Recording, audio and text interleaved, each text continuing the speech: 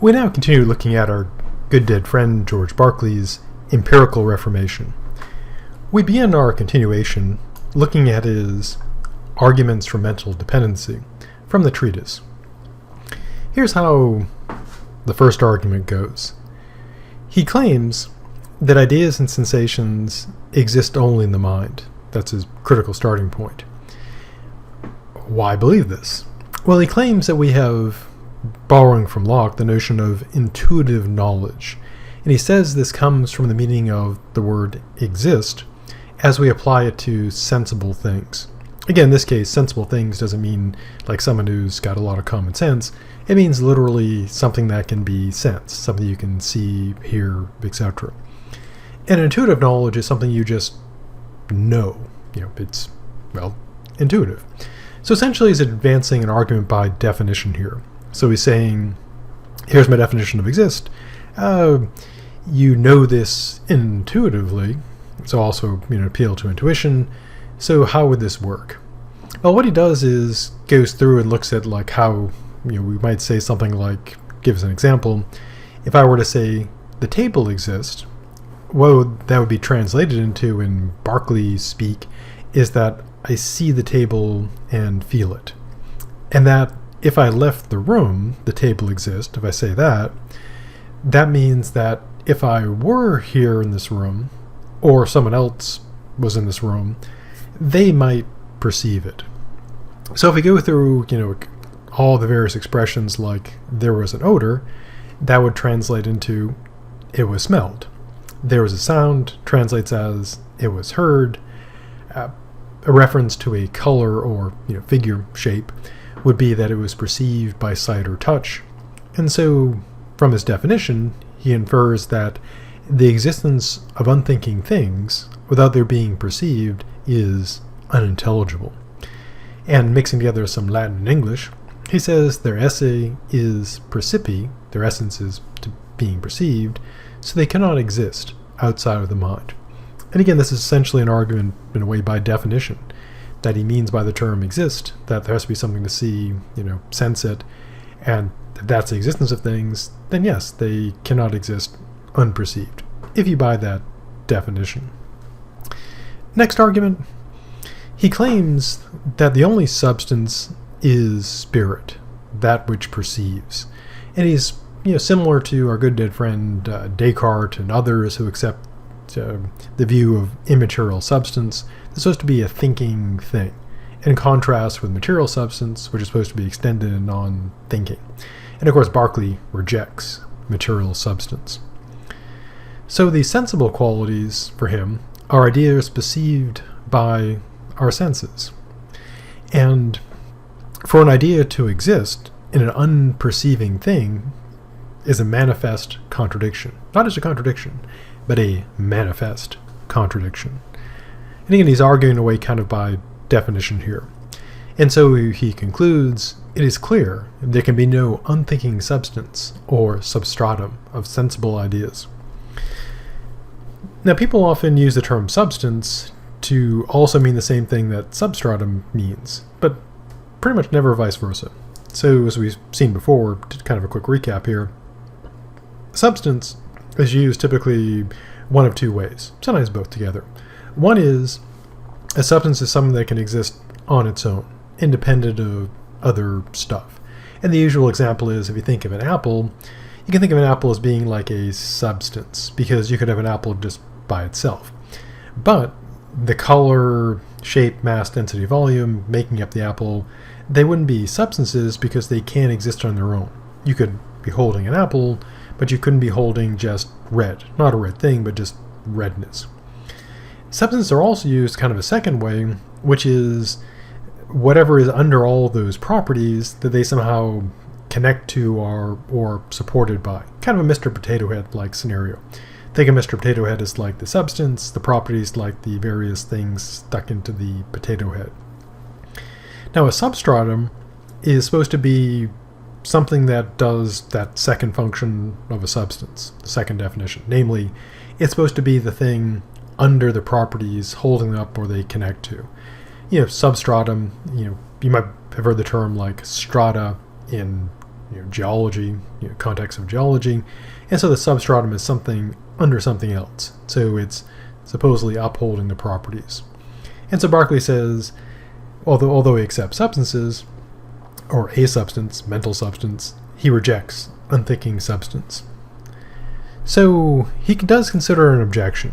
Since he's doing this philosophically, he's arguing for his view, and of course he's considering objections and replying to them, because the important part of philosophy is arguing for your view, but another important part is also considering objections to one's view and making them, as robust and significant as possible, and then refuting them. Obviously, if you believe that your objection is better than your argument, then the rational thing to do is switch those around, change your view. So what's a possible objection here? Well, he considers this, that though ideas do not exist without the mind, they may resemble things existing in matter. So he raises that as an objection. And he has a quick reply, namely that an idea can be like nothing but an idea. So a color or figure can only be like another color or figure. So if the external things are perceivable for him, they are ideas. And if they are not perceivable, it isn't sensible to claim a color is like something invisible, or that soft is like something intangible. And so he believes that he has refuted the objection against his own view. One reason why I chose to include George Berkeley is because he runs through many of the same arguments that other thinkers that were thinking in the same time period did. So even though we'll be looking at Berkeley's versions of them, most of these will be fairly standard. And so rather than look at everyone's slightly different versions, I decided to pick George as our kind of main example. So we turn to his argument from Pain and Pleasure from the dialogues. And the argument, put kind of generically, goes like this. A quality, we'll call the quality X, is experienced either as a pain or pleasure. Second, pain and pleasure do not exist in the objects. They exist only when perceived by the mind. Therefore, quality X is not a quality of an external object, but exists only when perceived by the mind. And so this is kind of, again, a generic version of the argument. And the reasoning is that we experience things in terms of pains and pleasure, and intuitively, pretty much everyone agrees that pain and pleasure aren't out in the world. So, for example, if you get jabbed with a pin, the pain isn't in the pin that's sticking into your hand. The pain is in your mind. And that seems pretty reasonable. The pain is not out there, nor is the pleasure. The pain and pleasure are in one's mind. And so what Berkeley does essentially is use this to try to show that everything we experience, creates this pain or pleasure. You can cast it out that way. And so it's not a quality of the external object, but exists only in our mind. For example, heat. Berkeley brings up in his dialogues through a character, is an example of heat. Now, sort of intuitively, before we get into philosophy, we would tend to think that the heat is in the fire. But again, if you ask people, like, where's the pain, they wouldn't say that the pain's in the fire. They would say, the fire causes pain, but the heat is in the fire. But what he argues is this. An experience of great heat is actually just an experience of pain. So if the pain is not in the fire, neither is the heat. And this sort of argument was used by Locke. And so as we'll see, these arguments that he advances here don't actually get him all the way to where he wants to be. Namely, he wants to be there. These things exist entirely in the mind. There's no primary qualities. So what he ends up getting essentially is that the secondary qualities, like pain and pleasure and warmth and stuff, are in the mind, which someone like Locke would agree with, even though Locke also seemed to believe in material substance. So the character of Hylas in the dialogue, who argues against the Berkeley character, that character argues that the heat is in the fire, and it causes the sensation of pain. So something in the fire is out there for real, but it causes this sensation.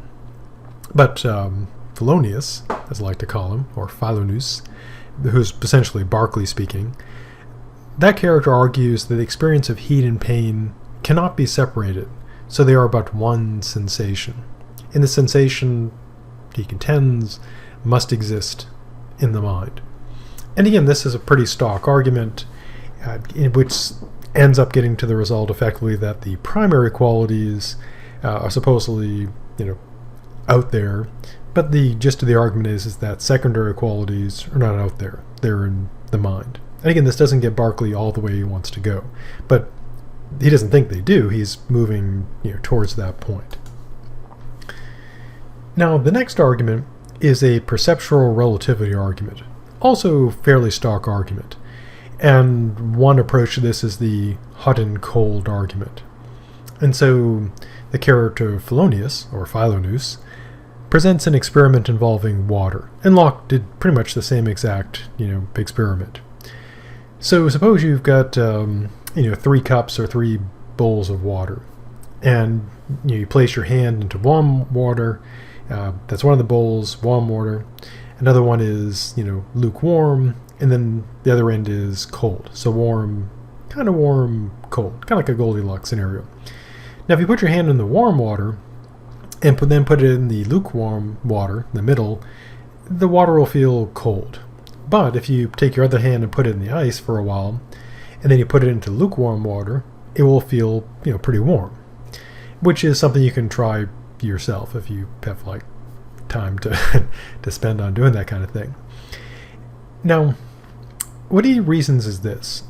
It would be a contradiction for the water to be warm and cold at the same time. It can't have, 2 contrasting objective qualities. And so Polonius concludes that warmth and cold exist only in the mind. It's how you experience it. It's this perceptual relativity. And again, this argument of this type was presented pretty much exactly the same way by our good dead friend John Locke. So what this does essentially is show secondary qualities, if you believe in them, are not in the objects, they're how we experience them. So again, this still doesn't get Berkeley where he wants to go. Next, he advances a taste argument, an odor argument, which I'll kind of smush together. If you take the sweetness of sugar, he claims, you experience that as a kind of pleasure. The bitterness of something, say broccoli, is experienced as a kind of pain. But, as we've established, neither pleasure nor pain are actually in objects, but they are only in the mind. So the qualities experienced by taste are in the mind. And the same reasoning applies to odors. We find some pleasant, some unpleasant, so they're in the mind. And again, Berkeley has, at this point, essentially argued secondary qualities are not out there in the world, which, during the time period he was arguing, a very commonly held view. Now we get to the end of the arguments from perceptual relativity. Sound. So sound is taken as what we experience. So sound cannot exist when not perceived. Motion, he claims, cannot be sound, because sound can have qualities that motion does not. And this, of course, is the origin of the classic philosophical question, which everyone knows, pretty much, which is this. If a tree falls in the forest and no one hears it, does it make a sound? And the answer, of course, would be, very strictly speaking from Berkeley, if there's no one to hear it, there would be no sound. Also, if there's no one to see the tree, there would be no tree. If there's no one to see the forest, there would be no forest. So kind of the question would be, if nothing falls in nothing and no one hears or sees it, does anything exist there? And the answer would be no. Now, Berkeley, of course, as you might have gathered from the poem at the start of this, section on Berkeley about, the tree and the quad and God, is that the problem is solved because if a tree falls in the forest and no one hears it, God hears it. So it still does make a sound. So problem solved. What about color? Well, color of objects varies with conditions. To give a common example, if you're ever doing painting, I don't mean like, fine painting on canvas, but painting, say, walls of a house or apartment, etc. One thing that people who know about painting, even a little bit, will tell you is when you're picking out your colors, say at Home Depot, Lowe, Ace Hardware, Sherwin-Williams, etc., thing to do is don't just look at the samples there. You should take the little sample things home and try them under various lights, because what could look horrible, say in the fluorescent lighting of a Home Depot, in your own house with the lighting you have there could look pretty good. Likewise, something that looks acceptable in the lighting at Home Depot or Lowe's may look terrible in your house. And of course, you should also check the particular rooms, because a color that would look say good in a very broad, well-lit room may be very sort of dismal in a small bathroom with no windows. And so, yeah, color changes quite a bit, the appearance based on conditions. So, in a way, he's right when he says it makes no sense to speak of the real color of things, because there is no real color. There's only color perceived under different conditions. So he claims the variation of colors proves that color is a matter of perception. So the ultimate result of this point is this, as I've mentioned a few times.